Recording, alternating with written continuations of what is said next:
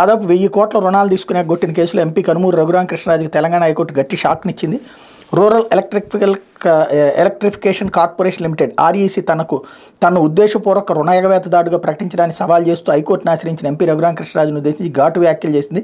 తమ విచక్షణాధికారాలను ఇలాంటి రుణ ఎగవేతదారుల కోసం వినియోగించడానికి సిద్ధంగా లేవని న్యాయస్థానం వ్యాఖ్యానించింది.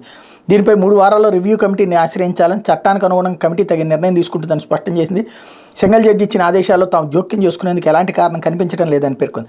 తమిళనాడులోని టూటికోరిన్ జిల్లా సత్తాంకుళం తాలూకా సత్తవినల్లూరు పల్లకురిచి గ్రామాల్లో 660 మెగావాట్ల బొగ్గు ఆధారిత థర్మల్ పవర్ ప్రాజెక్టు ఏర్పాటు కోసం హిందూ భారత్ పవర్కి 2655 కోట్ల రుణాన్ని ఆర్ఈసీ మంజూరు చేసింది. పన్నులు పరిశీలిస్తూ దశవారీగా ఈ మొత్తాన్ని ఇస్తామని పేర్కొంది. 2014లో ఆ మేరకు 947 కోట్ల రుణాన్ని అందజేసింది.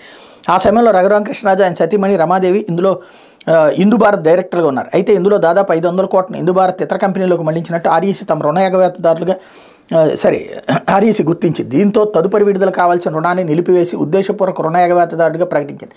2015 ఆర్బీఐ మాస్టర్ సర్క్యులర్ ప్రకారం ఉద్దేశపూర్వక రుణ ఎగవేతదారుల బ్యాంకు ఖాతాలను సీజ్ చేసింది. ఈ సర్క్యులర్ జారీ చేస్తే ఇతర ఏ బ్యాంకులు రుణ ఎగవేతదారులకు ఎలాంటి రుణాలు ఇచ్చే అవకాశం ఉండదు.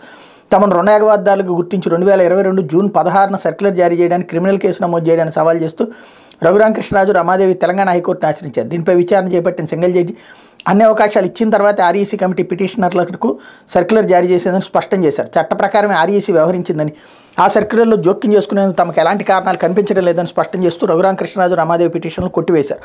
ఆర్ఈసీ రుణం మంజూరు చేసే నాటికి పిటిషనర్లు 2 డైరెక్టర్గా ఉన్నారన్న వాదంతో ఏకీభించారు. సింగిల్ జడ్జి తీర్పుపై పిటిషనర్లు ద్విసభ్య ధర్మాసనం ముందు అప్పీల్ దాఖలు చేశారు. దీనిపై విచారణ జరిపిన తెలంగాణ హైకోర్టు ప్రధాన న్యాయమూర్తి జస్టిస్ అలోక్ కరాదే, జస్టిస్ అనిల్ కుమార్ జూకంటి ధర్మాసనం బుధవారం ఉత్తర్వులు వెలువరించింది. సింగిల్ జడ్జి అన్ని అంశాలను పరిగణలోకి తీసుకున్న తర్వాత తీర్పునిచ్చారని, అందులో జోక్యం చేసుకోలేమని తేల్చెప్పింది. రివ్యూ కమిటీని ఆశ్రయించకుండా తమ వద్దకు రావడానికి న్యాయస్థానం తప్పుపట్టింది. రివ్యూ కమిటీ చట్ట ప్రకారం నిర్ణయం తీసుకుంటుందని స్పష్టం చేస్తూ రఘురామకృష్ణరాజు రమాదేవి డి మధుసూదన్ రెడ్డి అప్పీళ్లలో వాదనలు ముగించిందన్నటువంటి వార్తని ఇక్కడ హైలైట్ చేశారు. ఇంత డీటెయిల్డ్గా రఘురామకృష్ణరాజు డబ్బులు అటాక్ కొట్టాడన్న విషయం ఈ రోజు వరకు తెలియదు. సాక్షి ఇప్పుడు వాళ్ళకి కోపం కాబట్టి డీటెయిల్డ్గా రాసుకొచ్చారు. లేకపోతే దిగజారుడు రాతలు మానుకో అంటూ రామోజీ